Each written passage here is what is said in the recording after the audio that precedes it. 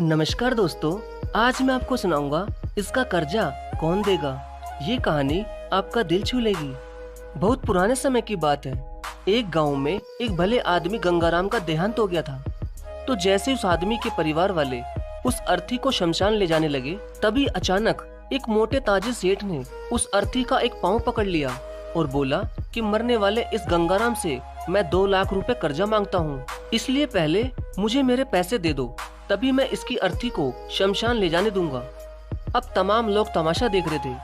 तभी उनके तीनों बेटों ने कहा कि हम तुम्हारा कर्जा नहीं देंगे। पिताजी का कर्जा पिताजी जाने, और वैसे भी अब वो तो इस दुनिया में ही नहीं है। अगर तुम्हें इनकी अर्थी ले जानी है तो ले जाओ। ये सुनकर पूरा गांव गंगाराम के तीनों बेटों पर थू थू कर रहा था। अब गंगाराम के तीनों बेटे उस कर्जे को देने से पीछे हट गए। तभी गंगाराम के भाइयों ने भी कह दिया कि जब बेटे कर्जा नहीं दे सकते तो हम क्यों किसी का कर्जा भरें।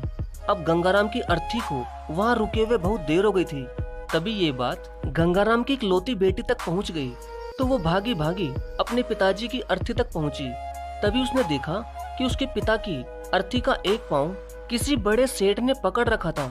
ये देखते ही उसने आंखों में आंसू लिए, अपना सारा जेवर और जितने भी पैसे उसके पास थे वो उसे दे दिए, और फिर उस सेठ के आगे हाथ जोड़ते हुए ये कहा कि सेठ, अगर ये सब जेवर बेचकर भी आपका कर्जा पूरा ना हो पाए तो मैं खुद आपका सारा कर्जा चुकाऊंगी, मगर इस समय मेरे पिताजी की अंतिम यात्रा को मत रोको।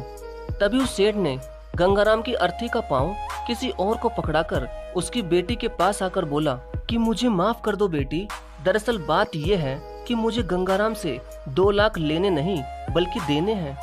गंगाराम ने 3 साल पहले मेरी कुछ मजबूरी पड़ने पर अपनी एक जमीन बेचकर मुझे ये 2 लाख रुपए दिए थे, और वो तो इतना भला आदमी था कि मुझसे 1 रुपया भी ब्याज नहीं लिया।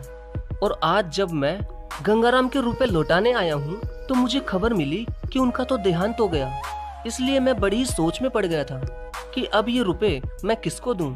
इसलिए मैंने ये खेल खेला ताकि गंगाराम जी के ये 2 लाख रुपए घर के एक ऐसे सदस्य के पास जाएं जो वाकई में उनको प्यार और उनकी इज्जत करता हो। और बेटी, आज तुमने ये साबित कर दिया कि अपने माँ बाप को एक बेटे से बहुत ज्यादा एक बेटी ही प्यार करती है। इसलिए ये 2 लाख रुपए मैं तुम्हें सौंपता हूँ। काश तुम जैसी बेटी हर घर में हो जो अपने पिता की इतनी इज्जत करती है।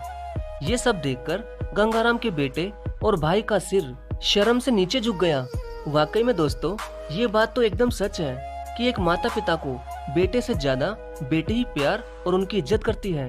इसलिए दोस्तों, बेटी पढ़ाओ और बेटी बचाओ। धन्यवाद।